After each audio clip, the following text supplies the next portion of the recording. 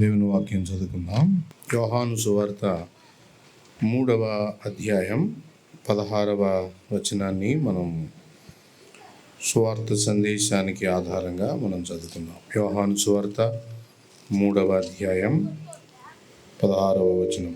దేవుడు లోకమును ఎంతో ప్రేమించెను కాగా ఆయన తన అద్వితీయ కుమారునిగా పుట్టిన వాని యందు విశ్వాసముంచు ప్రతివాడు నశింపక నిత్య జీవము పొందునట్లు ఆయనను అనుగ్రహించెను. మనందరి జీవితాల్లో బైబిల్ పరిచయమైనప్పుడు ఎక్కడి నుండి పరిచయమైంది అని ఆలోచన చేస్తే, నా వ్యక్తిగత అనుభవం, నా చిన్నతనంలో మా తల్లిదండ్రులు యోహాను సువార్త 3:16తో నాకు పరిచయం చేశారు. దేవుడు లోకమును ఎంతో ప్రేమించెను. మానవ ప్రేమలు ఎలా ఉంటాయంటే, మనకెవరైనా మేలు చేస్తే మనం తిరిగి వారికి మేలు చేస్తాం. ఎవరైనా మనకి ఏదైనా ఇస్తే తిరిగి మనం వాళ్ళని ప్రేమిస్తాం. ఇది మానవ ప్రేమ. దేవుని ప్రేమ అలాంటిది కాదు. దేవుని స్వభావమే ప్రేమ. దేవుని ప్రేమను ఒక వ్యక్తి నిజంగా అనుభవించినప్పుడు, లేదా దేవుని ప్రేమ ఒక వ్యక్తికి సొంతమైనప్పుడు చెప్పలేనంత ఆనందం, సంతోషం. ఎందుకు అనంటే, దేవుని ప్రేమ పరిశుద్ధమైనది. దేవుని ప్రేమ మార్పు లేనిది. దేవుని ప్రేమ శాశ్వతమైనటువంటిది. దేవుని ప్రేమను గురించి విన్నా, చదివినా ఏమనిపిస్తుందంటే, ఒక పాపి హృదయంలో కూడా ఒక ఆయన నన్ను ప్రేమిస్తున్నాడు అనే ఒక లోతైన అపేక్ష ఎందుకు బయలుదేరుతుంది అనంటే, సర్వ మానవ జాతి తండ్రి ఆయనే. ఆయన సృష్టికర్త. తప్పిపోయిన మానవుణ్ణి మరలా తిరిగి రమ్మని ఆయన ప్రేమిస్తూ ఉన్నాడు. ఎందుకంటే ప్రతి మానవుడు దేవుని ప్రేమ స్వభావంలో నుండి సృష్టించబడ్డాడు. అలా అయితే ఈ రాత్రి వేళ యోహాను సువార్త 3వ అధ్యాయం 16వ వచనం నుండి మనము దేవుని ప్రేమ యొక్క 7 అద్భుతమైనటువంటి సత్యాలను మనము జ్ఞాపకం చేసుకోబోతా ఉన్నాం. చూడండి, 3వ అధ్యాయం 16వ వచనంలో మొదటిగా ఆ 7 సంగతులు మొదటిగా గుర్తుపడదాం. మొదటిది, ఇది దేవుని ప్రేమ. దేవుడు ఎవరిని ప్రేమించాడు అంటే, నంబర్ 1, ఆయన లోకమును ప్రేమించాడు. ఆ ప్రేమను అన్నారు లోకమంతటికి సరిపోయే ప్రేమ. అది విస్తారమైనటువంటి ప్రేమ. రెండవది, ఎంతో ప్రేమించాడు అని చెప్పబడింది. ఎంతో. మానవ మేధస్సులన్నీ కలిసి అది ఎంత అని లెక్క పెట్టినా మానవ మేధస్సుకు అందనటువంటి ప్రేమ. దానిని అన్నారు జ్ఞానమునకు మించిన క్రీస్తు ప్రేమ. లోకమంతటికీ చాలిన ప్రేమ. 3వ అద్భుతం ఏంటో తెలుసా? ఆ ప్రేమ అమూల్యమైనది, వెలకట్టలేని ప్రేమ. ప్రేమించి బహుమానాలు ఇచ్చుకుంటాం. దేవుడు మానవ జాతికి ఇచ్చిన బహుమానం, దాని ఖరీదుని మీరు చూడండి. తన అద్వితీయ కుమారుని అనుగ్రహించాడు. ఈ ప్రేమకు ఖరీదు కట్టలేం. అద్వితీయ కుమారుని ఇచ్చిన ప్రేమ. 4వ అద్భుతం ఏంటి అంటే, ఆ ప్రేమ ప్రత్యేకమైనటువంటిది. ఎవరికి దొరుకుతుంది ఆ ప్రేమ? ఆ ప్రేమ విశ్వాసముంచు ప్రతివానికి. ఆ ప్రేమ పొందాలి అంటే ఆయన ఒక ప్రత్యేకమైన ఏర్పాటు చేశాడు. అది చాలా తేలికైన ఏర్పాటు. వారు విశ్వాసం ఉంచాలి అని ఆయన కోరుతున్నాడు. ఇక 5వ అద్భుతం, ఆ ప్రేమ హద్దులు లేని ప్రేమ. ఫలానా వారికి మాత్రమే అని చెప్పడానికి వీలు లేని ప్రేమ. అక్కడ రాయబడినటువంటి మాట, విశ్వాసముంచు ప్రతివాడు,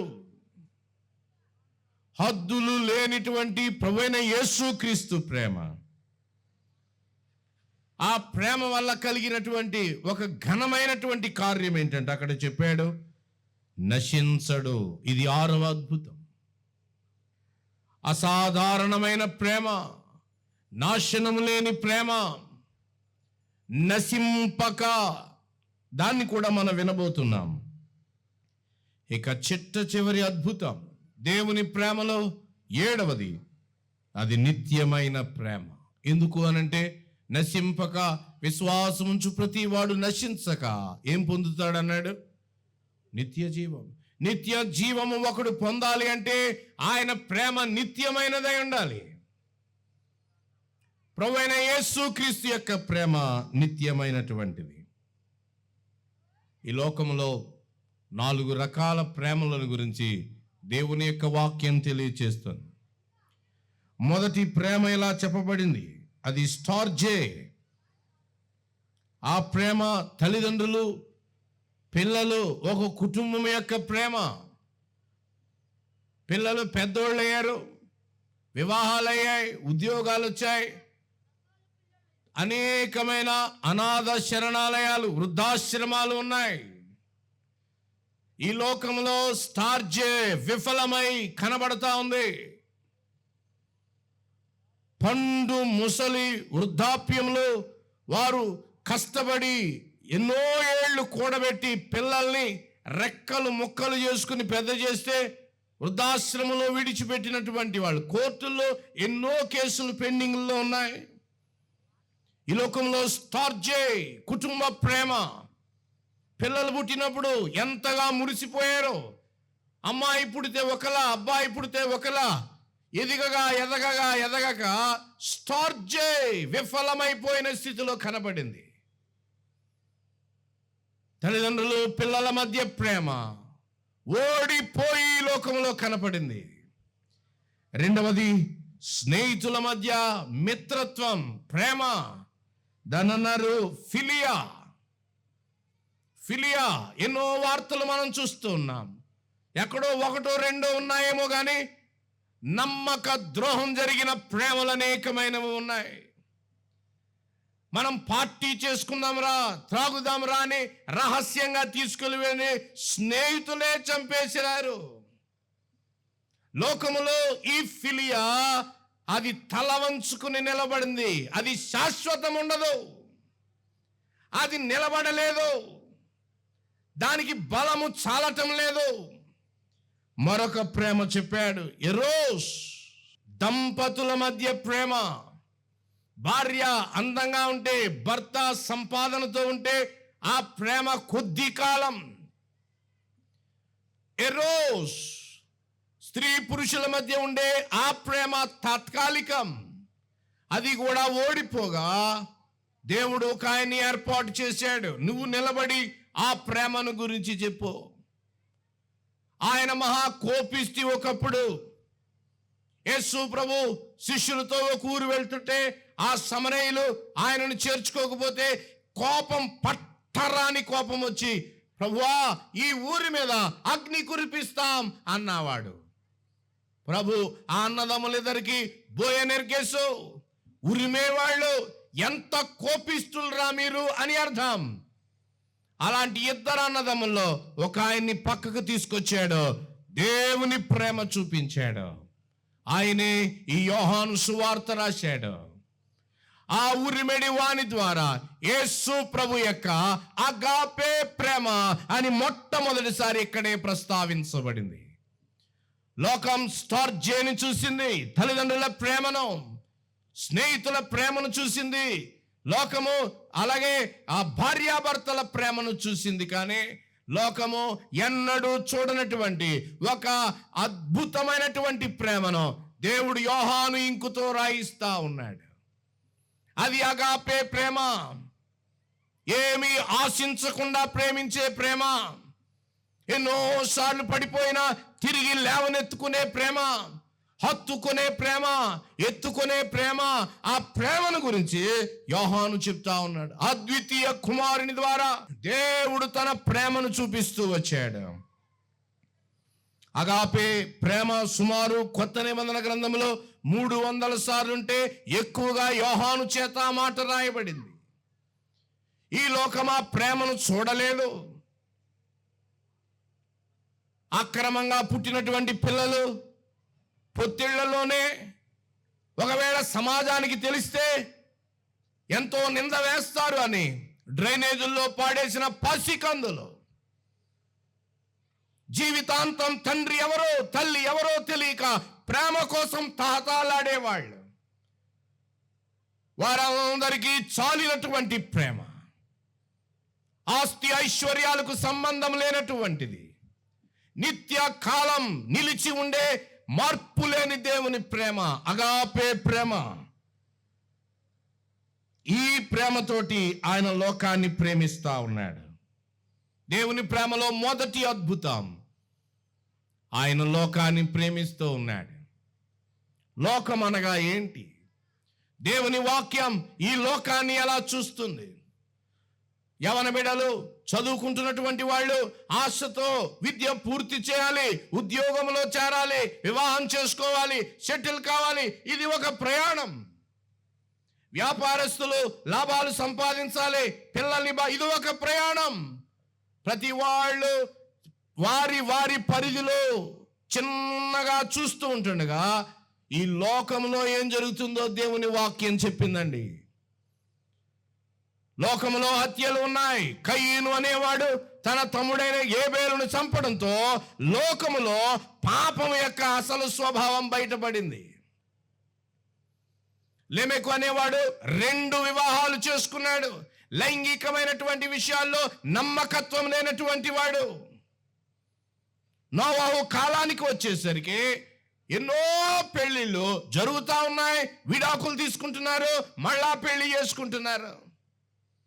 బలాత్కారులు ఉన్నారు, దౌర్జన్యం చేసేవాళ్ళు ఉన్నారు. ఈరోజు న్యూస్ పేపర్ చూస్తుంటే చేతులకు రక్తం అంటుకుంటుంది అన్నట్టుగా రక్తపు చారికలు లేని వార్తలు లేవు. ఈ లోకమంతా కూడా దుష్టుని యందు పడి ఉంది అని చెప్పాడు. లోకమంతా పాపము విస్తరించింది అని చెప్పాడు. పాపాన్ని బట్టి లోకమంతా మరణము విస్తరించి ఉంది అని చెప్పాడు. దేవుని కోపం రగులుకుంటా ఉంది.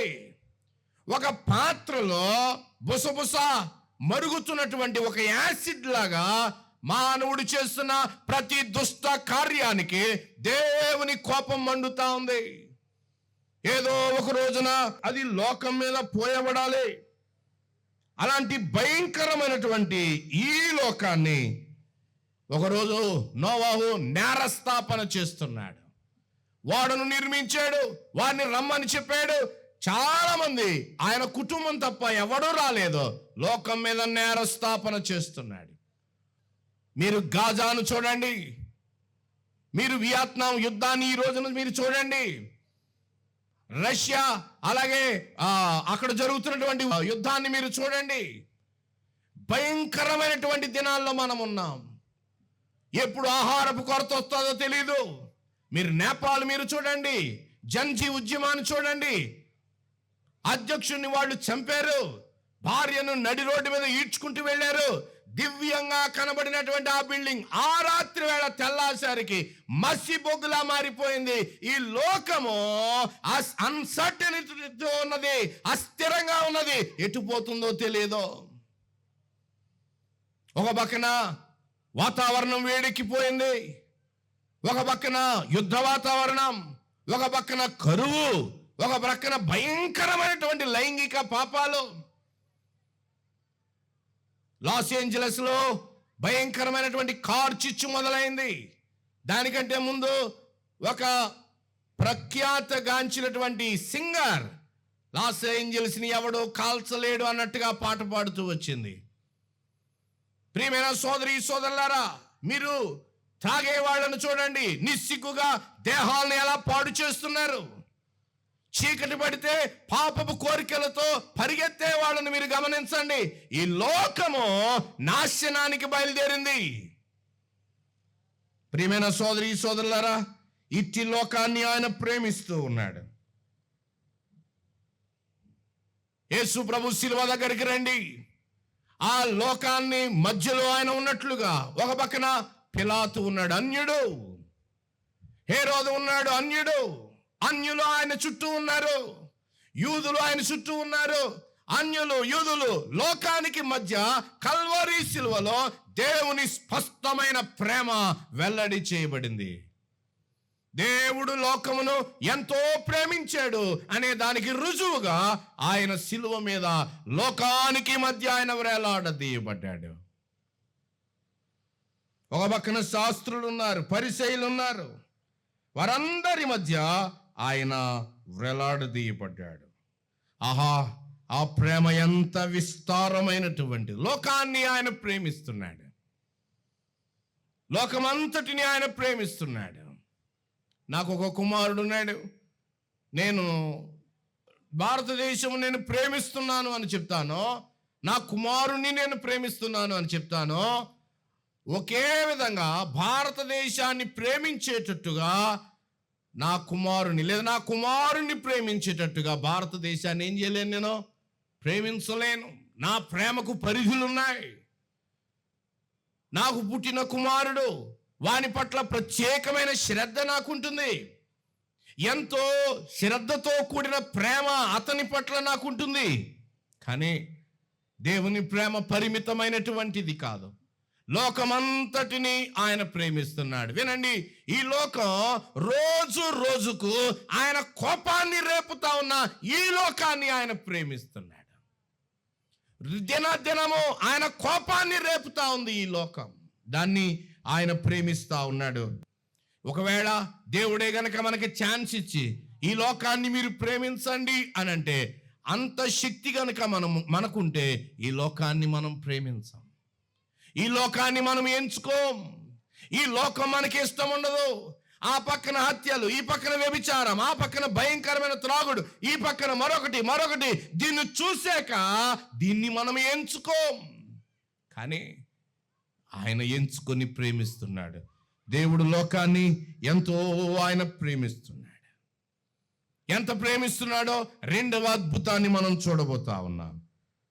ఆయన లోకాన్ని ఎంతో ప్రేమిస్తున్నాడు. ప్రజలు దేవుణ్ణి ఒక నియంతలాగా భావిస్తారు.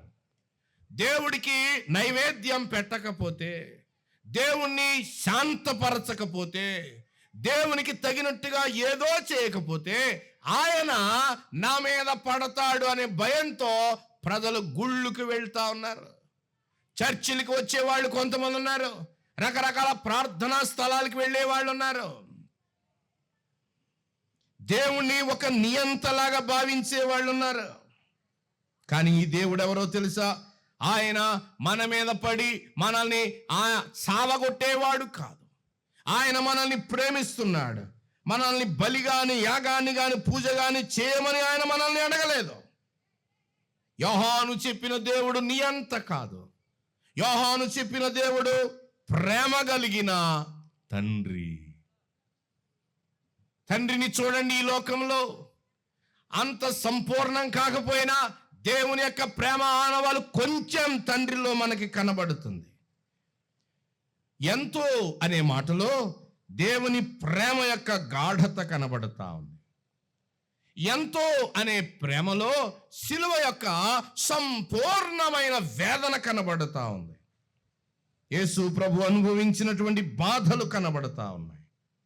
ఆయన మనల్ని ప్రేమించాడు.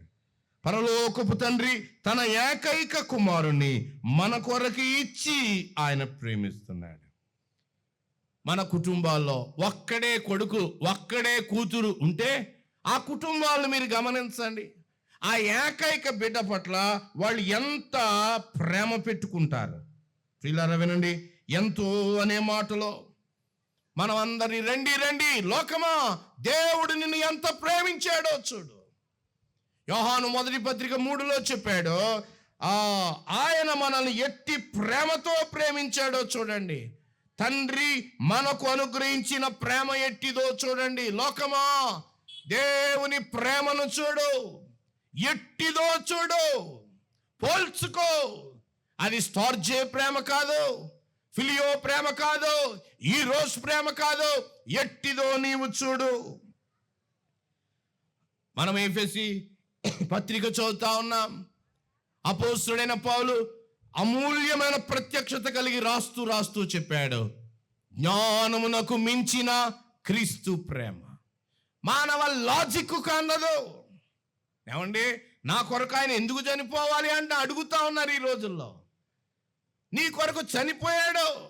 చూడండి, బిడ్డకి గనక ఏదైనా రోగము భయంకరమైనది ఏదైనా సృష్టి చేస్తే తల్లి పథ్యం చేస్తుంది.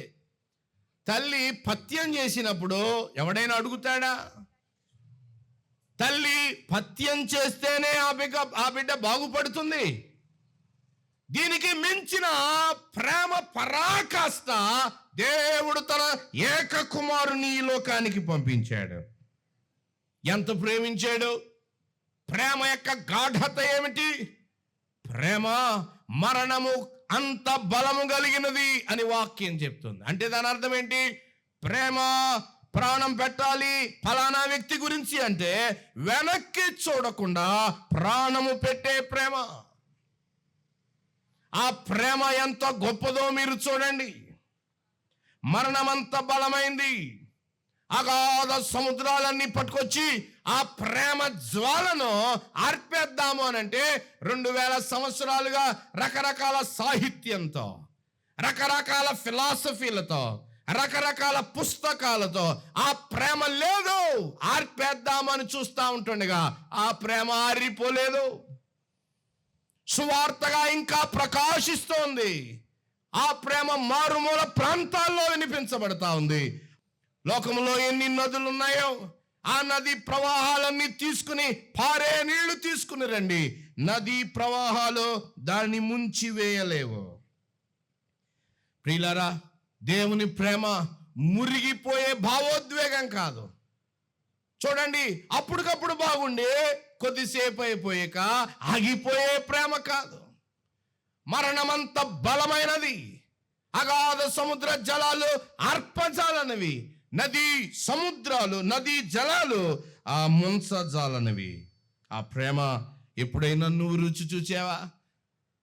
ఆ ప్రేమ నీ హృదయాన్ని ఎప్పుడైనా తాకిందా? ఆయన ప్రేమ ముడిచుకుపోయే భావోద్వేగం కాదు, అది నిత్యమైనటువంటి వాగ్దానం. అక్కడ బేరం పెట్టి 30 రూపాయలకి యేసు ప్రభుని అమ్మేసి ఏమీ తెలియనట్టుగా యేసు ప్రభు దగ్గరకు వచ్చి ముద్దు పెట్టుకుంటా ఉంటుండగా ఏమా ప్రేమ? ఆయన అన్నాడు ఇస్కరియోతు యూదాని, చెలికాడా, ఎంతో ఆయన ప్రేమిస్తున్నాడు. ఒరే ద్రోహి అని అనటం లేదు, చెలికాడా అని ప్రేమిస్తున్నాడు. ఆ ప్రేమ యొక్క లోతు, ఆ ప్రేమ యొక్క వెడల్పు, ఆ ప్రేమ యొక్క ఎత్తు అది ఎంత గొప్పది!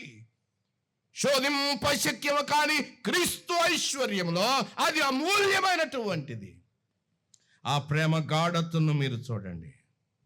యేసు ప్రభు సిలువ వేయబడినప్పుడు ఆ అటువైపు ఇటువైపు వేలాడదీయబడిన దొంగలు ఉన్నారు. వాళ్ళిద్దరూ దూషించారు, చాలాసేపు యేసు ప్రభును దూషించారు. కానీ వారిలో ఒకడు పశ్చాత్తాపపడ్డాడు. ప్రభు అన్నాడు, ఎంతవరకు దూషించావు కదా, నీ మీద నా మనసు విరిగిపోయిందయ్యా అని ఆయన అనలేదు. ఆ ప్రేమ మరణమంత బలము కలిగింది. నీ కోసం నేను ప్రాణం పెడుతున్నాను. ప్రభు అన్నాడు, నేడు నీవు నాతో కూడా పరదైసులో ఉంటావు. ప్రభువా, నువ్వు పరలోకం వెళ్తున్నప్పుడు ఫస్ట్ పట్టుకెళ్ళేది నన్నే కదా, నీ కూడా వచ్చేది నేనే కదా. ఒకవేళ యేసు ప్రభు 33 సంవత్సరాలు భూమి మీద ఉన్నాడంట, ఎంత పెద్ద భక్తుడిని ఫస్ట్ తీసుకొస్తాడు పరలోకం అని ఒకవేళ అంటే ఆయన దొంగోడిని మార్చి తీసుకొస్తున్నాడంటే అవమానం కదా. అంటే ఆయన అంటాడు, అది నా ప్రేమ, ఇట్ ఈజ్ మై లవ్. పాపి పశ్చాత్తాపడితే ఆ దీనుడైనటువంటి వానికి ఆయన కృపంతా కుమ్మరించి ప్రేమిస్తున్నాడు. నేను నిన్ను ప్రేమిస్తున్నాను, దొంగను ఆయన క్షమించాడు. తప్పిపోయి తిరిగి వచ్చిన చిన్న కుమారుని మీరు చూడండి, అతన్ని దాసునిగా చూడకుండా తన కుమారుని హోదా మరలా ఇచ్చాడు. ఎంత ప్రేమ! తన ఆస్తికి మరలా వారసునిగా చేశాడు. ఎంత ప్రేమ! మనల్ని మురికి కోపంలో ఉన్నటువంటి మనల్ని కడిగి పవిత్రపరిచి ఆయన పిల్లలు అని పేరు పెట్టి ఆయన విందుశాలకు మనల్ని నడిపించాడు. అక్కడ తన ప్రేమ ధ్వజాన్ని మన మీద ఎత్తాడు. ఈ లోకపు మురికి నుండి రక్షించి విశాలమైనటువంటి విందుశాల, అక్కడ ఐశ్వర్యవంతుడైన ఘనుడైన అబ్రహాము ఉన్నాడు. వాగ్దాన పుత్రుడైన ఇస్సాకు అనే ధనవంతుడు అక్కడ ఉన్నాడు. మారు మనసు పొంది ప్రభు కొరకై ప్రవచనాన్ని చెప్పిన యాకోబు లాంటి ధనవంతుడు అక్కడ ఉన్నాడు. లోకంలో ఉన్నటువంటి విశేషమైన ఐశ్వర్యవంతులు అక్కడ ఉన్నారు. వారి విశ్వాసములో భాగ్యవంతులు, వాగ్దానానికి అర్హులు. వాళ్లతో పాటు రాహాబును తీసుకెళ్లి కూర్చోబెట్టాడు. ఇది కదా ప్రేమ. ఎరుకో గోడ మీద ఎంతో చెడిపోయిన స్త్రీ, ఆమె పేరు ఎత్తడానికి గౌరవమే లేని స్త్రీ, విశ్వాసం ఉంచగానే ప్రేమ చేత ఆమె అబ్రహాముతో కూర్చుంటుంది. ఇది యాకోబు పత్రికలో చెప్పాడు. ఏంటి ప్రేమ? ఆమె ఎందుకు ఇక్కడికి వచ్చేసింది? జ్ఞానమునకు మించినటువంటి క్రీస్తు ప్రేమ ఎవరికి అర్థం కాదు. సిలువలో దొంగ పరలోకం వెళ్ళాడట.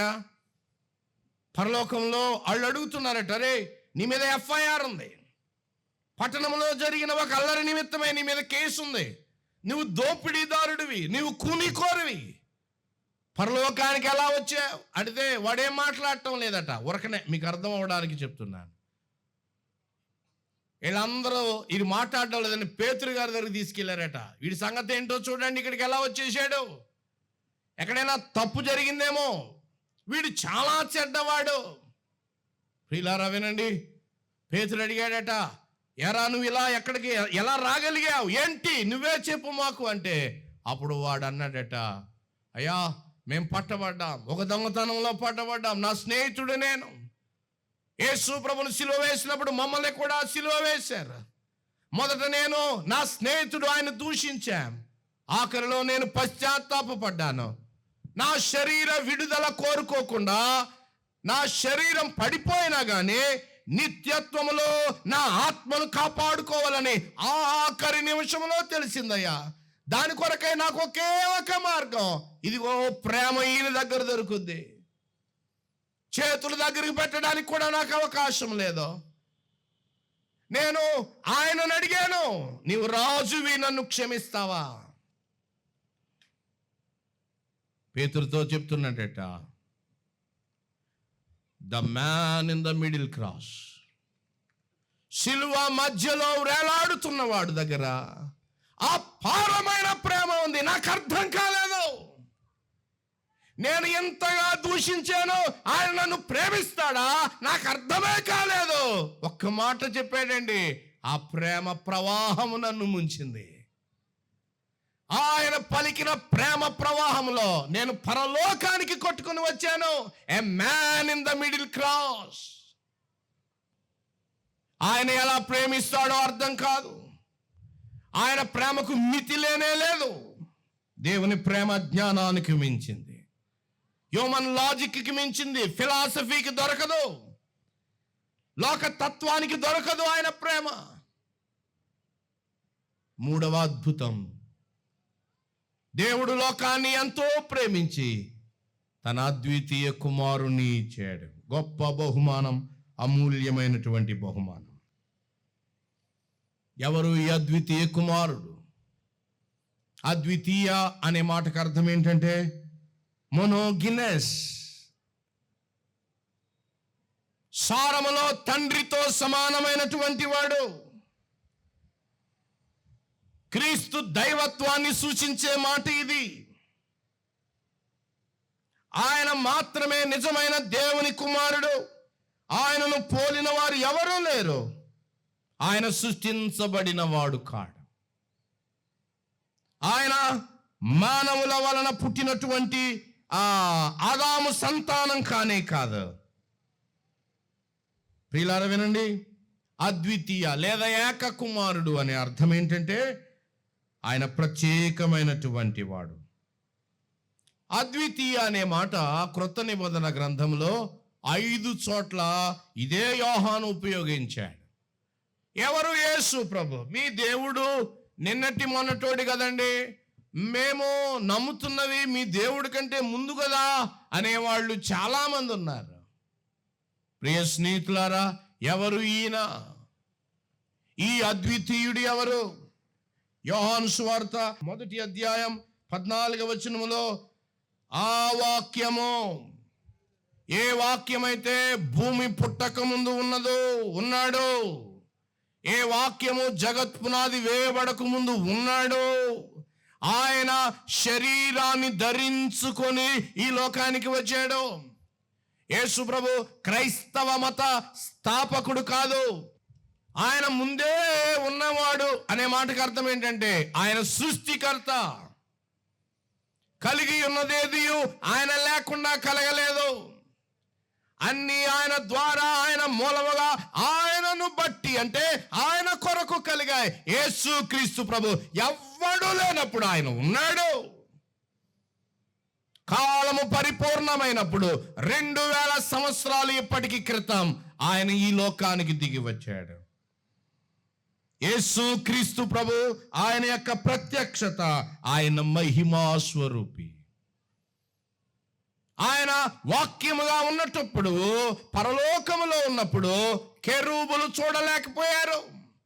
కోటి సూర్యుల తేజస్సు కంటే మించిన తేజస్సు కలిగిన వాడు. ఆయన ప్రత్యక్షత విశేషమైనటువంటిది. అందుకనే అక్కడ చెప్పాడు, ఎవడు ఎప్పుడు ఆయనను చూడలేడు. 2వ మాట చూడండి, 18వ వచనం, యోహాను సువార్త 1:18. ఎవడైనాను ఎప్పుడైనాను దేవుని చూడలేదో తండ్రి రొమ్మున ఉన్న అద్వితీయ కుమారుడే ఆయనను బయలుపరిచెను. మహిమ కలిగిన వాడు. 2వది అద్వితీయుడు అనే మాటలో అర్థం ఏంటంటే ఆయన దేవుడై ఉన్నాడు, తండ్రితో నిత్య సహవాసములో ఉన్నాడు. తండ్రి రొమ్మున అనే అర్థం ఏంటంటే యేసు ప్రభు దైవత్వాన్ని సూచిస్తున్న అద్వితీయుడు అనే మాట. ఇక 3వ అధ్యాయం 16లో మనం చదువుకున్నాం, ఈ అద్వితీయుడు మానవుల కొరకై బహుమానముగా ఇవ్వబడ్డాడు. 3వ అధ్యాయం 18వ వచనంలో చూస్తే ఈ అద్వితీయుడు ద్వారా పాపము అనగా ఏమిటో బయలుపడింది. ఈ లోకంలో చాలా మంది గురువులు అనబడినటువంటి వాళ్ళు, ఉద్ధారకులు అనబడినటువంటి వాళ్ళు, అనేక మంది సమస్యలు మేము తీరుస్తాము అనబడినటువంటి వాళ్ళు, ఎవడు పాపాన్ని పరిశుద్ధతను వేరు చేసి చూపించలేకపోయారు. ఈ అద్వితీయుడు ఒక్కడే. 3వ అధ్యాయం 18వ వచనంలో ఇలా రాయబడి ఉంది, ఆయన యందు విశ్వాసం ఉంచువానికి తీర్పు తీర్చబడదు. విశ్వసింపని వాడు దేవుని అద్వితీయ కుమారుని నామమందు విశ్వసింపలేదు గనక వానికి ఇంతకు మునిపే ఏం చేయబడింది? తీర్పు. ఈ అద్వితీయ కుమారుడు పాపాన్ని పరిశుద్ధతను వేరుగా లోకానికి చూపించడానికి వచ్చాడు. ఇక్కడ నేను ఒక మాట మీకు జ్ఞాపకం చేస్తాను. యేసు ప్రభు రాకపోతే పరిశుద్ధత అంటే ఏంటో ఈ లోకానికి స్పష్టంగా తెలిసేది లేనే లేదు.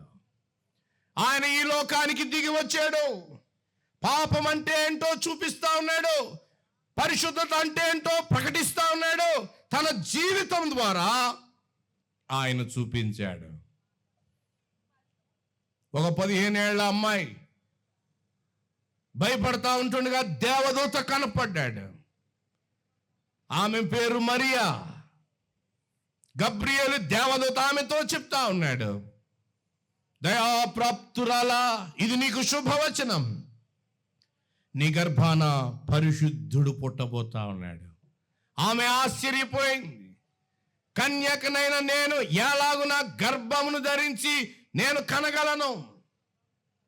దేవదూత సర్వోన్నతుడు పరిశుద్ధాత్మ వలన ఆయన ఎలా జన్మిస్తాడో చెప్పాడు. ప్రియమైన సోదరి సోదరులారా, నీవు నేను ఆదాము సంతానములో నుండి వచ్చినటువంటి వాళ్ళం. పుట్టుకతో మనకేదైనా వారసత్వం ఉంది అని అంటే పాపము మన వారసత్వం. యేసు క్రీస్తు ప్రభు ఆయన కన్యకకు జన్మించాడు అని అర్థం ఏంటంటే ఆయన ఆదాము యొక్క పాపపు స్వభావం లేనివాడు.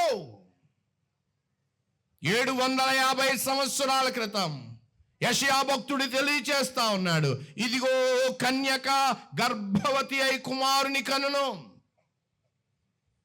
750 సంవత్సరాల క్రితం మీకా చెప్తున్నాడు, బేత్లెహేములో ఆయన పుడతాడు. యెషయా చెప్తున్నాడు, దావీదు చెప్తున్నాడు. వీళ్ళందరూ ఆ కన్యకకు జన్మించే పరిశుద్ధుడైన అద్వితీయుని గురించి చూస్తా ఉన్నారు. అద్వితీయుడు అని అర్థం ఏంటంటే పాపము లేనటువంటి వాడు. ఆయన జన్మలో పాపం లేదు. యేసు క్రీస్తు ప్రభు 30 సంవత్సరాలు ఆయన ఇంటిలో విధేయతతో ఉన్నాడు. ఆయన సేవా ప్రారంభంలో ఆకాశము చేల్చబడి ఒక భయంకరమైన ఆనందకరమైన శబ్దము వచ్చింది. 30 ఏళ్ళు ఈయన నా ప్రేమ కుమారుడుగా బ్రతికాడు.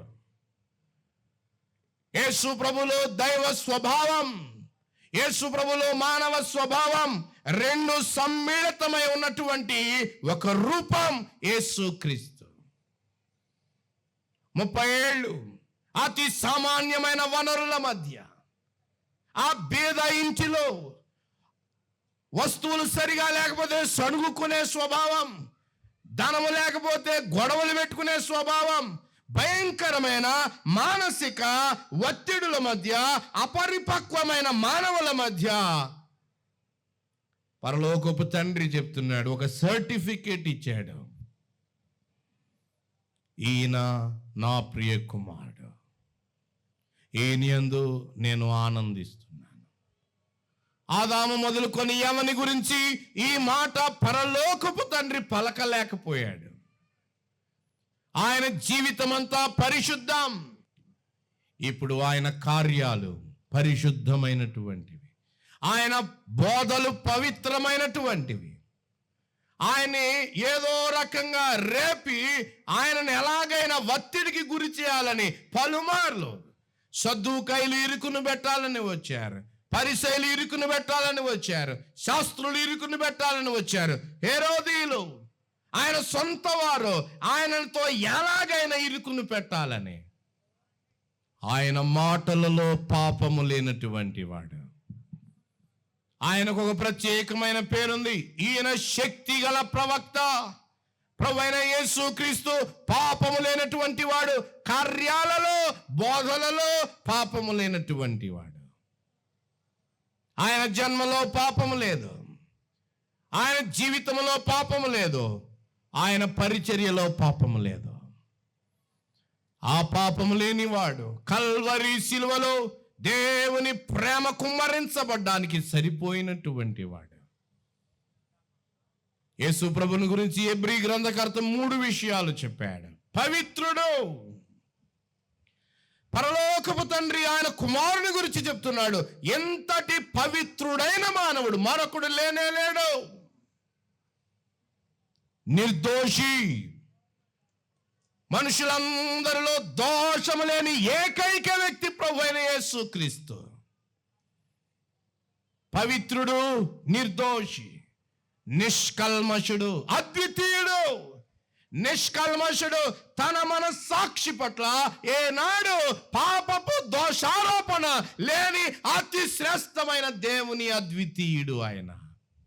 లోకమా, గ్రామస్తులారా, ఈ మాటలు వింటున్న స్నేహితులారా, యేసు వంటి వాడు మరొకడు లేనే లేడు.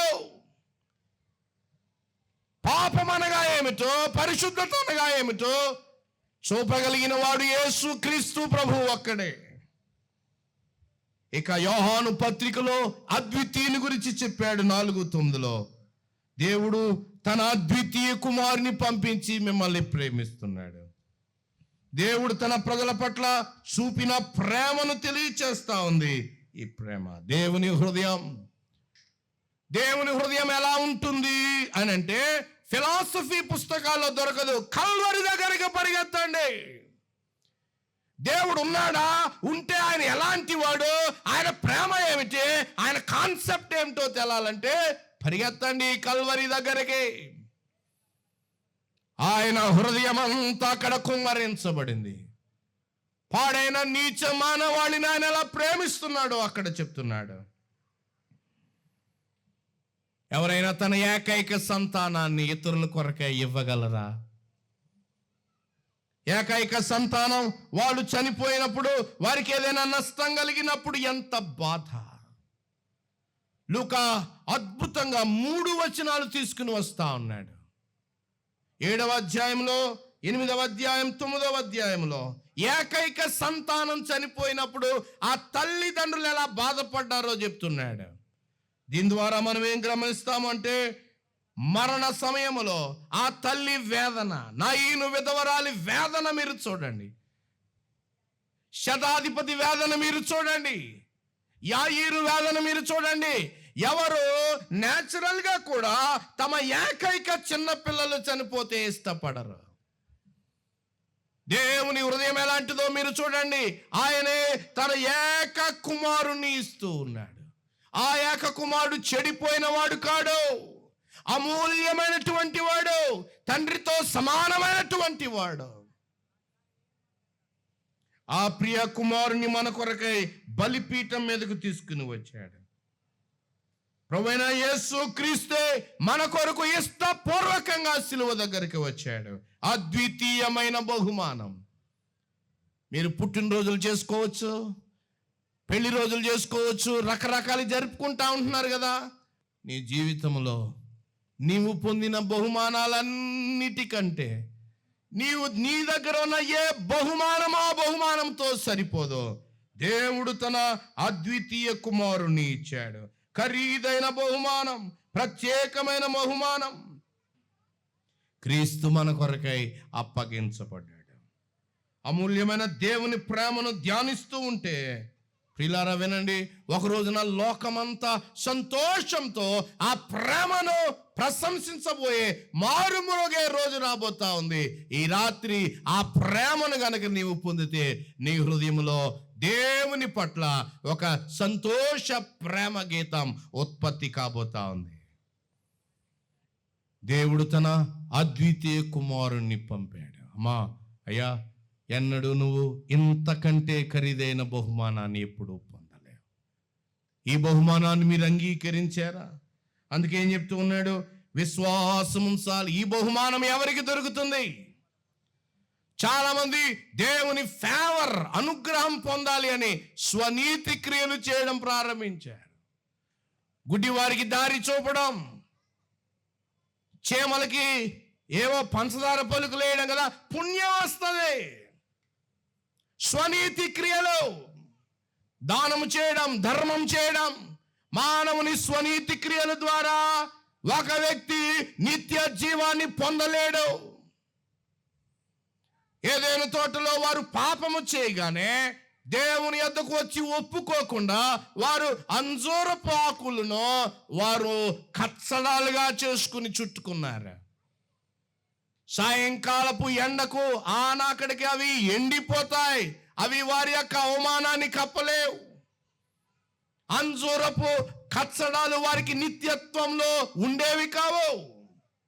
ఈ రాత్రి ఏవో చిన్న చిన్న మంచి పనులు చేసి నేను చాలా మంచివాణ్ణి, మంచిదాన్ని అనుకుంటున్నారేమో.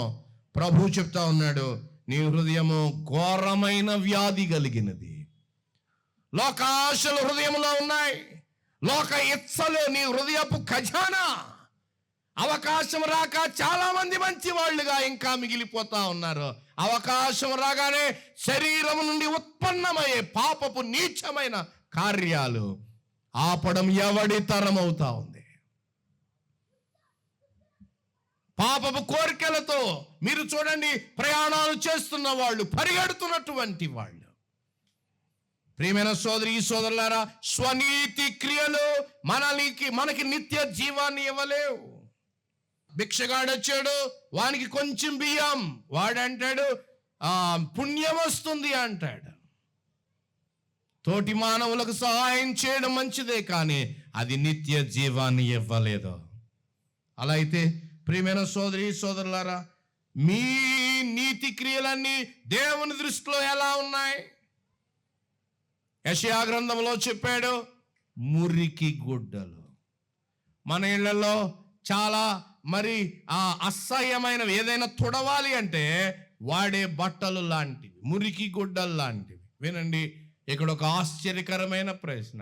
మానవుని మంచి క్రియలే దేవుని దృష్టిలో మురికి గుడ్డలైతే మానవుని నీచమైన కార్యాలకు ఆయన ఏం చేయాలి? ఇక ఆయన దాన్ని ఏమని పిలవాలి? కొంతమంది చర్చికి వెళ్తే మనకి పరలోకం వస్తుంది అని నమ్ముతారు. దేవుని ప్రేమను గురించి రాత్రి వింటున్నాం కదా, కొద్దిసేపు అలా పారాయణ కాలక్షేపం చేస్తే పరలోకం వెళ్ళిపోతాం అనుకుంటారు కొంతమంది. ఇది తప్పు. దేవుని ప్రేమను గురించి తెలిసి నరకానికి వెళ్ళే వాళ్ళు చాలా మంది ఉన్నారు. దేవుని ప్రేమను స్వీకరిస్తేనే మనం పరలోకానికి వెళ్తాం. అలా అయితే దేవుని ప్రేమ అంటే మన కొరకు దేవుడు చేసిన రక్షణ ప్రణాళిక. ఆ ప్రణాళికను మనం అంగీకరించాలి, స్వీకరించాలి, విశ్వాసం ఉంచాలి. ఆ ప్రేమను మనం పొందుతాం. ఆయన యందు విశ్వాసం ఉంచువానికి నిత్య జీవము అని ఆయన చెప్పాడు. ఈ రాత్రి విశ్వాసం ఉంచుతారా? నీ పాప జీవితాన్ని కప్పి పెట్టకుండా ప్రభువైన యేసుక్రీస్తు దగ్గరికి దీనత్వంతో తీసుకుని వచ్చి విశ్వాసం ఉంచితే ఆయన రక్షిస్తాడు. విశ్వాసం ఉంచడం అంటే ఏంటి? గ్రీకు భాష ఒక ఆమె నేర్చుకుంటా ఉందట. 3:16 వచ్చింది, విశ్వాసం ఉంచు ప్రతివాడు అనే మాట.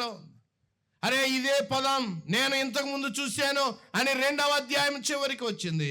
అక్కడ ఏమనుందంటే, యేసు తన్ను వారి వశము చేసుకోలేదు.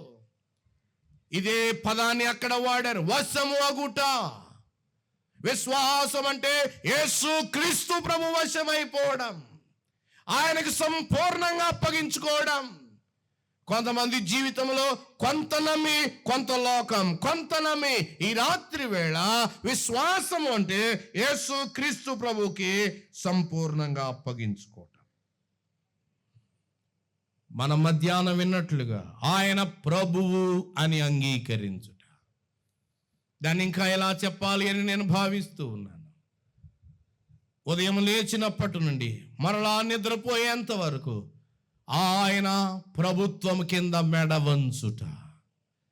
నా సంబంధాలు, నా వ్యవహారాలు, నా ఆలోచనలు, నా ధనము, నా సమయము, నాకు కలిగిన సమస్తమంతా ఆయనకు అప్పగించుట. ఇది విశ్వాసము అనండి. ఆయన వశము చేసుకునుట. ఏమి నమ్మాలి? పాపి అని. ఈ పాపి కొరకై ప్రభువైన యేసుక్రీస్తు దేవుడు సిలువలో వేలాడదీయబడ్డాడు. నా స్థానంలో యేసు ప్రభు ఇవ్వబడ్డాడు. ఇది విశ్వాసం. చనిపోయి సమాధి చేయబడి తిరిగి లేచాడు.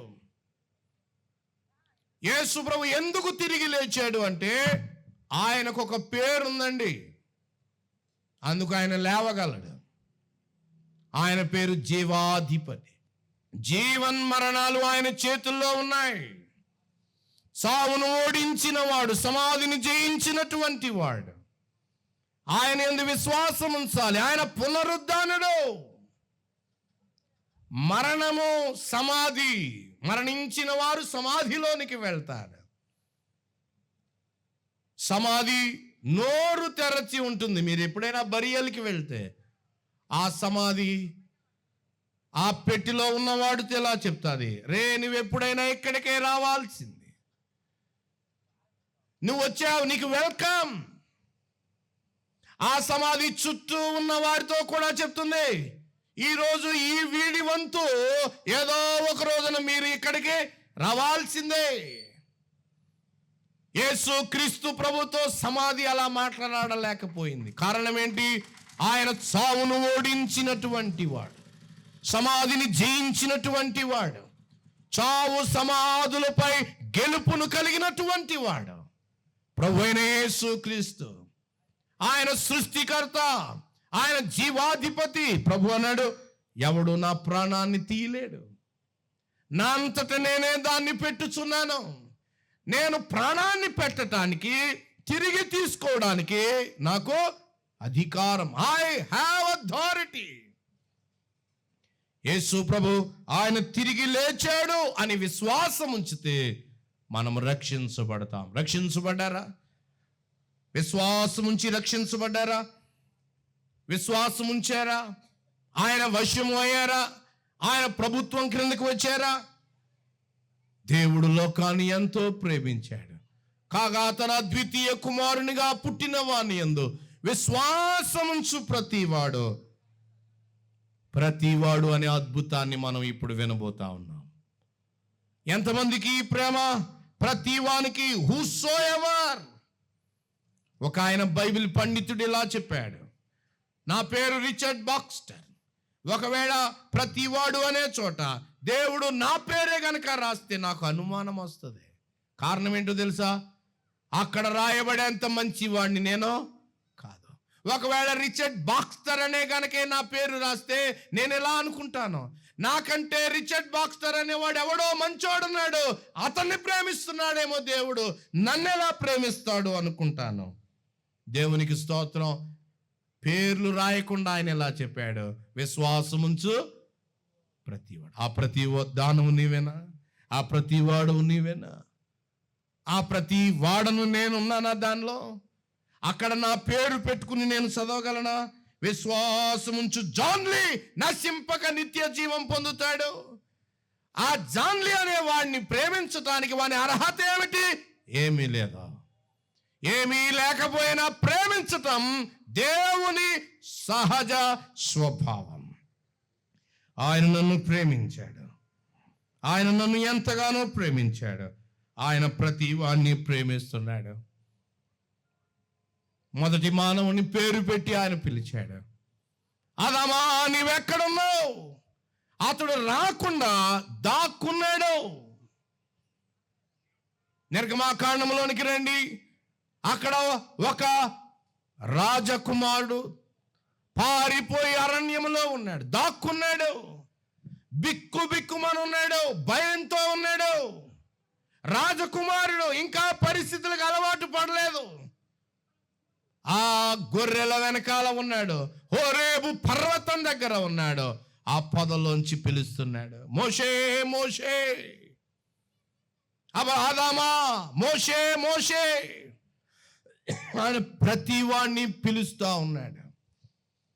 వాళ్ళమ్మ పాలు మాన్పించి వాడిని ఒక ఏఫోదు లాంటిది కుట్టి, అంగీ లాంటిది కుట్టి దేవాలయంలో మొక్కుబడిని బట్టి వదిలి వెళ్ళిపోతే ఆ చిన్నవాడు ఆ రోజంతా ఆడుకొని ఉంటాడు. షిలోహు దేవాలయంలో ఆదమరిచి నిద్రపోతా ఉన్నాడు చిన్న పిల్లవాడు. ఆ దేవాలయంలో ఉన్న వృద్ధునికి రాని ఆ మూల్యమైన దైవస్వరం ఆ చిన్నవాడిని సమూయేలు మెల్లని స్వరంతో ఆ చిన్న పిల్లవాడు ఉలిక్కి పడి లేచి, ఎవర్రా నన్ను పిలిచింది? ఈ దేవాలయంలో ఆయన ఉన్నాడు, ఈ గుడారములో పెద్ద ఆయన పరిగెత్తాడు, పిలిచారా అండి? లేదు నాయనా. మూడవసారి అర్థమైంది, నాకు ఆయన దర్శనము లేదు, నాకు ఆయన స్వరము లేదు. ఆ చిన్న పిల్లవాడిని ఎంచుకు సమూయేలు ఆయన ప్రతి వాడిని పిలుస్తా ఉన్నాడు. సంఘాన్ని హింసించి సువార్త లేకుండా చేయాలి అని సౌలు అనేవాడు క్రైస్తవులను హింసించడమే జీవనోపాధికగా కలిగినటువంటి ప్రాణాధారమైన వాడు దమస్కు దారిలో వేగంగా వెళ్ళిపోతూ ఉంటుండగా సౌలా ఈ ప్రేమ ప్రతి వాడిని పిలుస్తూ ఉంది. యేసు ప్రభు ఆయన ఎరుకలో ఉన్నాడు. ఒక గుడ్డివాడు ఆయన పిలిచి అలిసిపోయి ఆగిపోయాడు. కానీ ప్రభు ముందుకు వెళ్ళి ఆ గుడ్డివాడిని రమ్మన్నాడు. అక్కడున్న వాళ్ళు అంటున్నారు, ఓ భర్తిమయి, నిన్ను ప్రభు పిలుచుచున్నాడు. ప్రతి వాడిని ఆయన పిలుస్తున్నాడు. మనం ఏమనుకుంటామంటే ఫలానా వాణ్ణి ఆయన పిలిచే అవకాశం లేదు అని అనుకుంటాం. ఆ అవకాశమే లేదండి. ఆయన ప్రతి వాణ్ణి, ఇదిగో ప్రభువు నిన్ను పిలుచుచున్నాడు, నీవు లేచి ఆయన యొద్దకు వెళ్ళా. ఈ రాత్రి ప్రభువు నిన్ను పిలుస్తున్నాడు. ఏమండి, ప్రభువు కనుక నన్ను పిలిస్తే కలలోనో దర్శనంలోనో స్వప్నంలోనో ఆయన నా పేరు పెట్టి పిలిస్తే స్పందిస్తాను అంటారేమో. ఎలా ఆయన పిలుస్తున్నాడు? తెస్సలోనికైలకు రాయబడిన 2వ పత్రిక 2వ అధ్యాయం 14వ వచనంలో ఇలా రాయబడి ఉంది, మీరిలాగు రక్షించబడి మన ప్రభువైన యేసుక్రీస్తు యొక్క మహిమను పొందవలెనని ఆయన మా సువార్త వలన మిమ్మును పిలిచాడు. ఈ రాత్రి అలా పిలుస్తున్నాడు. జాన్లీ జాన్లీ అని పిలవడు, భవానీ శంకర్ గారు అని ఆయన పిలవడు. అందరికీ అందుబాటులో ఆయన తన సువార్తను అందిస్తూ ఉన్నాడు. బేతనీ ప్రార్థనా మందిరం భారముతో ఈ సువార్తను పంచుకుంటా ఉంది. ఈ సువార్త ద్వారా ఆయన పిలుస్తూ ఉన్నాడు. దేవుని సువార్త పిలుపుకు స్పందించాలి. ఆయన ప్రేమను మనం పొందితే వెంటనే మన పేరు జీవ గ్రంథములో రాయబడుతుంది. చూడండి, ఎలక్షన్ టైంలో మీ పేరండి ఓటర్ లిస్టులో లేదు అంటే ఎంత కంగారు వచ్చేస్తుందో. ఎందుకని? వాళ్ళు ఇచ్చే 3,000 4,000 ఏమవుతాయి? పోతాయి. మానవుడు ఎంత వెర్రివాడు! 2,000 3,000 కొన్నటువంటి శ్రద్ధ నిత్యత్వంలో తాను గడపబోయే ఆ చోటుల గురించి లేకపోయింది. స్నేహితులారా, గ్రామస్తులారా, దోర్నాల పట్టణ వాస్తవ్యులారా, ప్రభువైన యేసుక్రీస్తు ఆయన నీకు ఒక నిత్యత్వాన్ని ఆయన ఇస్తూ ఉన్నాడు. ఎవరైతే క్రీస్తును అంగీకరిస్తారో శాశ్వతం పరలోకంలో ఉంటారు. ఎవరైతే విశ్వాసం ఉంచరో వారికి తీర్పును ముందే నిర్ణయించబడింది అని చెప్పాడు. వీళ్ళారా, తీర్పులోనికి వెళ్ళొద్దు. తీర్పు భయంకరమైనది. ప్రతి వాణ్ణి ఆయన పిలుస్తున్నాడు. అసాధారణమైన పిలుపుతో ఆయన పిలుస్తూ ఉన్నాడు. తీర్పులోనికి వెళ్ళొద్దు. తర్వాత చెప్పాడు, ప్రతివాడు నశించడు. యేసు ప్రభు యొక్క ప్రేమ అద్భుతాల్లో 6వది నశించడు. 6 అగ్నిగుండములు తరతరాలు యుగయుగాలు కాల్చబడే భయంకరమైన చోటు అది. బస్సులో వెళ్ళేటప్పుడు మంచి ప్లేస్ కోరుకుంటాం, ట్రైన్లో వెళ్ళేటప్పుడు మంచి ప్లేస్ కోరుకుంటాం, ఇల్లు కట్టుకునేటప్పుడు మంచి ప్లేస్ మనం కోరుకుంటాం, ఏదైనా ఒక చోట ఉండాలి అంటే మంచి స్థలం కోరుకుంటాం. చనిపోయాక నువ్వు వెళ్ళాల్సిన చోటు గురించి ఎప్పుడైనా ఆలోచన చేసావా? ఈ రాత్రి దాని గురించి ఆలోచన చేయాలి. అది నీవు చేసుకునే మేలు. అర్జెంటుగా నీవు చేయాల్సినటువంటి ఒక తీర్మానం అది. నశించము. అగ్నిగుండంలో ఏముందో తెలుసా ప్రియమైన సోదరి సోదరులారా? అగ్నిగుండము అనే దాన్ని 2వ మరణము అని చెప్పాడు. అది అగ్నిగంధకాల గుండము, భయానకమైన ప్రదేశం.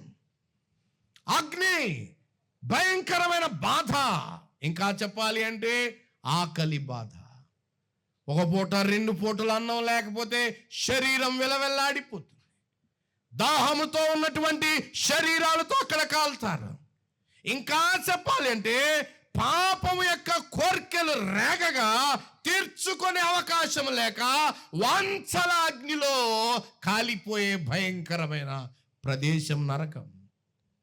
ఆ వేదన, ఆ కోరికలు, ఆ వాంఛలు, ఆ భయానకమైనటువంటి భీతి తగ్గించేవాడు ఎవడు ఉండడు.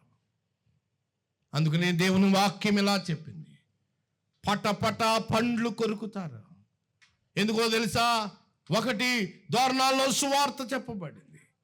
దోర్నాల్లో సువార్త చెప్పబడుతుంటే నేను ఏదేదో పనులు చేసుకుంటూ వినలేదు. ఒక్క చెవి అలా వేసినా పర్వాలేదు, ఆ ప్రభు నాకు దొరికి ఉండేవాడే. ఎవరు నాకు స్నేహితులు చెప్పలేకపోయారు, ఒకవేళ చెప్పినా వినలేకపోయాను. పట్ట పండ్లు కొరుకుతారు. తీరని దాహం, ఆకలి, దహించే వాంఛలు, క్రూరమైన కోపం, ఆగ్రహం, భయాల్లో బంధించబడడం, ఇది అగ్ని వేదన. ధవళ సింహాసన తీర్పు రాబోతా ఉంది. ఎవని పేరైనా జీవ గ్రంథములో రాయబడినట్టు లేకపోతే వాడు పడవేయబడ్డాడు అన్నాడు. దాని అర్థం ఏంటి? ఆ రోజున మేము వెళ్ళమండి అని గింజుకుంటా ఉంటే దేవదూతలు పెడరెక్కలు విర్రగట్టి అగ్నిగుండములో పడవేసే అతి భయానకమైనటువంటి దినం. మంటలు, అగ్ని జ్వాలలు. ఎంతకాలం? ఇక వెనక్కి రావడానికి వీల్లేదు.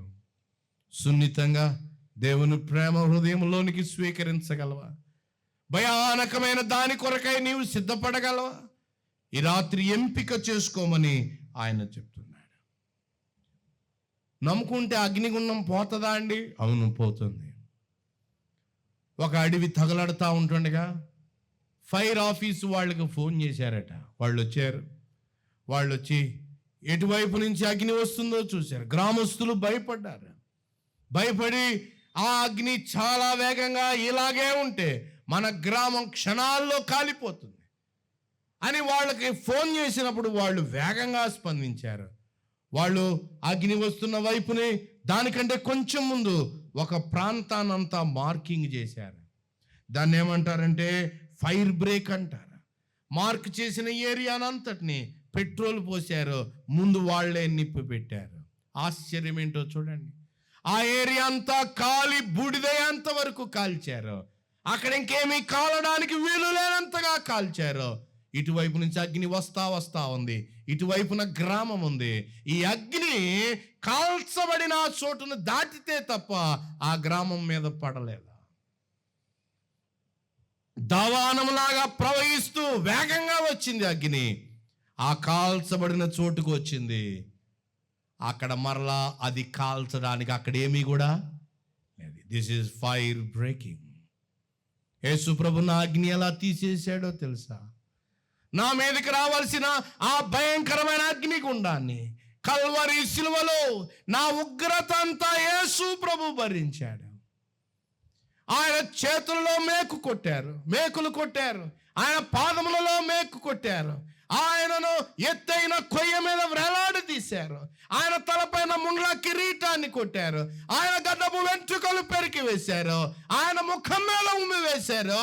ఆయన తలపై ముండ్ల కిరీటాన్ని పెట్టారు. వీపంతా నాగటి చాళ్ళవలే దున్ని వేశారు. వదకు తేబడు గొర్రెవలే బొత్సు కత్తిరించు వాని ఎదుట గొర్రె అని యెషయా చెప్తే లూకా ఇలా రాశాడు, బొత్సు కత్తిరించు వాని ఎదుట గొర్రె పిల్లవలే. పాపం లేనివాడు అని తెలిసినా గాని ఆయనను వాళ్ళు పరీక్ష చేసి చంపారు. పాపం ఎరగని క్రీస్తు నా స్థానంలో నిలవబడ్డాడు. నా మీదకి రావాల్సిన భయంకరమైన దేవుని ఉగ్రత. నేను జాన్లీ, వాడికి ఒక లిస్టు ఉంది. ఎన్ని అబద్ధాలు ఆడాడు, ప్రతి అబద్ధానికి తగిన శిక్ష. ఏమేమి మోసాలు చేశాడు, ఏమేమి రహస్యంగా పబ్లిక్గా చేసినవి నేరమో శిక్ష. ఒక జాన్లీ గురించి మాత్రమే, ఈ మీటింగ్లో కూర్చున్న వాళ్ళందరి గురించి, ఈ మైక్ ద్వారా వింటున్న వారందరి నేరాల కొరకై హెబ్రీ గ్రంథకర్త ఇలా చెప్తున్నాడు, మనలో ప్రతి వాని కొరకై యేసు మరణాన్ని రుచి చూచాడు. ప్రతి వాని కొరకై వైకేరియస్ డెత్, బదులు మరణం. ఇస్సాకుకు బదులుగా పొట్టేలు చనిపోయినట్లుగా, ఐగుప్తులో ఇశ్రాయేలు కుటుంబంలో జ్యేష్ఠుడికి బదులుగా ఏడాది మగ గొర్రె పిల్ల చనిపోయినట్టుగా, ఏడాది పాపమంతా ఇశ్రాయేలీలది, హజాయేలు మేక పిల్ల మీద పడినట్లుగా యోహాను చెప్తా ఉన్నాడు, ఇదిగో లోక పాపమును మోసుకొని పోవు దేవుని గొర్రె పిల్ల. ఒక వ్యక్తి గురించి మాత్రమే కాదు సిలువ, ఒక కుటుంబం గురించి కాదు, ఒక జాతి గురించి కాదు, లోక పాపమును మోసుకొని పోవే దేవుని గొర్రె పిల్ల. ప్రతి వాని దోషం అతని మీద మోపబడింది. తండ్రి, సాధ్యమైతే ఈ గిన్నె నా యొద్ద నుండి తొలగించు, ఆయనను నా ఇష్టం కాదు నీ చిత్తమే అని ఆ గిన్నెలోనిదంతా ఆయన త్రాగాడు. ఆ గిన్నెలో ఏముంది? మానవ పాపం యొక్క మాలిన్యం అంతా దానిలో ఉండగా దానిని ఆయన తన మీద వేసుకున్నాడు. అపోస్తలుడైన పౌలు ఈ విషయాన్ని ఎలా చెప్తున్నాడు? మనము దేవునితో సమాధాన పడాలని ప్రభువైన యేసుక్రీస్తు పాపము ఎరుగని వాడు మన కొరకై పాపముగా చేయబడ్డాడు. యేసు పాపి కాడు, ఆయన పాపము చేసిన వాడు కాడు, ఆయన పాపము చేయలేదు, ఆయన పాపము చేయలేడు. But he became sin for us. మన కొరకై ఆయన పాపముగా చేయబడ్డాడు. దాని అర్థం ఏంటంటే చూడండి, ఒక గడ్డి మోపు ఒకని మీద మోపినట్టుగా లోక పాపపు శిక్ష అంతా ఆ గొర్రె పిల్ల మీద మోపబడగా కనబడే గాయాల గురించి 4 సువార్తికులు రాశారు. కానీ మత్తయి, లూకాలు చెప్తున్నారు దేశమంతా చీకటి కమ్మింది. ఆ సమయంలో నా దేవా నా దేవా నీవు నన్ను ఎలా చేయి విడిచిపెట్టావని చెప్తున్నప్పుడు ఆయన పడిన వేదన, ఆ బాధ యొక్క తీవ్రత ఎవడు వివరించలేకపోయాడు. లోక పాపాన్ని ఆయన మోసుకుని వెళ్ళాడు. ప్రియమైన సోదరి సోదరులారా, ఈ మీటింగ్ అయిపోయాక అందరం ఎవరి ఇళ్ళకి వాళ్ళు వెళ్ళిపోతాం. పాపంతో వెళ్ళిపోతావా? పాపము మీద రగులుతున్న దేవుని ఉగ్రత సిద్ధంగా ఉంది, మర్చిపోవద్దు. అదే పాపి పట్ల దేవుని యొక్క హస్తాలు తెరిచి ఆయన పిలుస్తా ఉన్నాడు, రండి రండి, నా దగ్గరికి రండి, మీ పాపాన్ని నేను క్షమిస్తాను. నేను చాలా మంచోడిని అని స్వనీతితోటి విర్రవీగే వాళ్ళకి ఈ ప్రేమ దొరకదండి. దీనులై యేసు ప్రభు దగ్గరికి వచ్చే వాళ్ళకి ఈ ప్రేమ దొరుకుతుంది. అసాధారణమైన ప్రేమ. నా మీద పడాల్సినటువంటి ఆరని మంటలను కల్వరిలో ఆర్పినటువంటి ఆ క్రీస్తు ప్రభు పిలుస్తున్నాడు. ఆ ప్రేమ ఆఖరిగా చెప్పాడు. ఆఖరి అద్భుతం ఏంటంటే నిత్య జీవము పొందుతాం. ఏంటి ఈ ప్రేమ అనుభవిస్తే? కోట్ల రూపాయలు వస్తాయా? యేసు ప్రభు ప్రేమ అనుభవిస్తే ఈ లోకంలో కష్టాలు తీరిపోతాయా? యేసు ప్రభు ప్రేమ అనుభవిస్తే ఏం దొరుకుతుంది? నిత్య జీవం దొరుకుతుంది. అది నిత్యమైన ప్రేమ. నిత్య జీవం కొరకు మీరు ఏం ఏర్పాట్లు చేసుకున్నారు? ఒక ప్రయాణం ఉంది, బయలుదేరాలి. ఆ ప్రయాణం చిన్నపిల్లలు బయలుదేరారు అకస్మాత్తుగా. నేను దమ్మెన్నులో ఉన్నప్పుడు ఒక 1 డే బేబీ అండి, పుట్టగానే చనిపోయాడు. ఇలాగే రాత్రి కూడిక చేశాం అన్నా, మనకు చిన్న కార్యక్రమం చేయాలి అని తీసుకుని వెళ్ళారు. ఆ చిన్న బేబీ. లోకములు ఇలా చెప్తారండి పెద్దోళ్ళు, లోకములు అతి బరువైనటువంటిది ఏదైనా ఉందంటే పసిబిడ్డల మృతదేహాలు. The heaviest bodies in the world are the dead bodies of the infants. మరణానికి చిన్న పిల్లలు అనే కనికరం లేదు. గుర్రం జాషువా రాస్తాడు కదా, అప్పుడే పెళ్ళైన ఆమె అనే కనికరం కూడా లేదు. మరణానికి జాలి లేదు. ఎవరైనా ఎప్పుడైనా ఈ లోకయాత్ర ముగించవచ్చు. సిద్ధపడ్డారా? ఇప్పుడే ఉన్నాడండి, ఇప్పుడే మాట్లాడాడు. మరణానికి కనికరం లేదు. నిత్యమైన ప్రయాణం. సిద్ధపడ్డారా? మీ బ్యాగేజ్ సిద్ధం చేసుకున్నారా? మీ లగేజ్ సిద్ధం చేసుకున్నారా? ఆయన ప్రేమను పొందితే మీరు సిద్ధపడినట్లు, విశ్వాసం ఉంచితే మీరు సిద్ధపడినట్లు. టైటానిక్ కథలు మనకి చాలా తెలుసు. ఎన్నో డాక్యుమెంటరీస్ వచ్చాయి, ఎన్నో సినిమాలు తీశారు, ఎన్నో నవలలు రాశారు, ఎంతో సాహిత్యం ఆ సంఘటన కేంద్రంగా ఉత్పత్తి చేయబడింది. ఒక గొప్ప దేవుని సేవకుని కథ కూడా ఆ టైటానిక్లో జరిగింది. ఆయన పేరు డేవిడ్ హార్పర్. షికాగోలో డిఎల్ మూడీ చర్చిలో పరిచర్య చేయడానికి వెళ్తున్నాడు. ఆయన విడోవర్, ఆయన భార్య చనిపోయింది. 6 ఏళ్ల కుమార్తెను తీసుకుని టైటానిక్ ఎక్కాడు. కొన్ని రోజుల్లో వాళ్ళు షికాగో చేరతారు, పరిచర్యలో ఉంటారు. అలాంటి ప్లాన్ తోటి ఆయన ఎక్కాడు. ఆ దేవుని సేవకుడు ప్రేమ కలిగినటువంటి సువార్తికుడు. టైటానిక్ మునిగిపోతుంది అని అలారమ్స్ మోగాయి. ప్రజలు బిత్తరపోయారు, పరిగెడతా ఉన్నారు, అటు ఇటు. ప్రయారిటైజ్ చేసి లైఫ్ బోట్లోకి మహిళల్ని ఎక్కించండి, చిన్నపిల్లల్ని ఎక్కించండి, వృద్ధుల్ని ప్రయారిటైజ్ చేసి ఒక్కొక్కరికి ఉన్న లైఫ్ బోట్స్, లైఫ్ జాకెట్లు ఏర్పాట్లు చేస్తున్నారు. ఇతడు భార్య లేనివాడు కాబట్టి ఆ కోటాలో అతనికి ఒక లైఫ్ గాడ్ ఇచ్చారు. ఆ బిడ్డను తీసుకుని వెళ్ళాడు.